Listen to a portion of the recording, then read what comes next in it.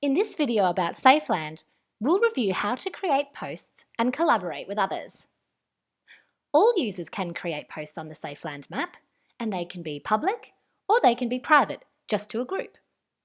To create a post, press the blue plus icon in the bottom right-hand corner of the map. The first step here is to choose the category from the options in blue, such as missing or warning. After you've picked your category, choose a location for your post. You can move your location around on the map. You can also indicate an approximate location. You can edit the address by pressing the pencil icon, or you can search for an address by pressing the magnifying glass icon.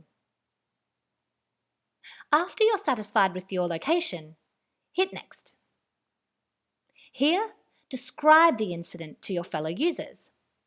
You can start by describing it in text. You can also add an image if you like. Next up, you need to indicate how urgent the situation is: low, medium, or high. Red posts are high priority, and they will send an emergency alert signal to people nearby, so use this priority with care.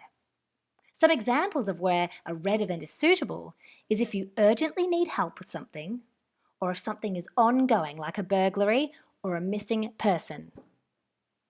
For less urgent matters, such as a burglary that happened yesterday, we recommend a yellow or medium priority. It's still a serious incident, but it's not time critical or ongoing. Green posts can be used for anything your recipients will read the next time they use the Safeland app, as in they don't need to be notified immediately. An example of a good green post is a neighbourhood watch meeting occurring next week. Finally, you need to choose your recipients.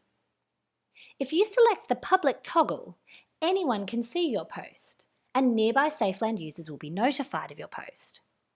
However, if you want to make your post private to one or more of your groups, simply deselect the public toggle and then select one or more of your groups from the list.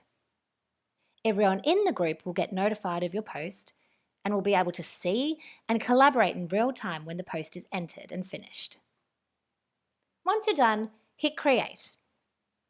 And that's it.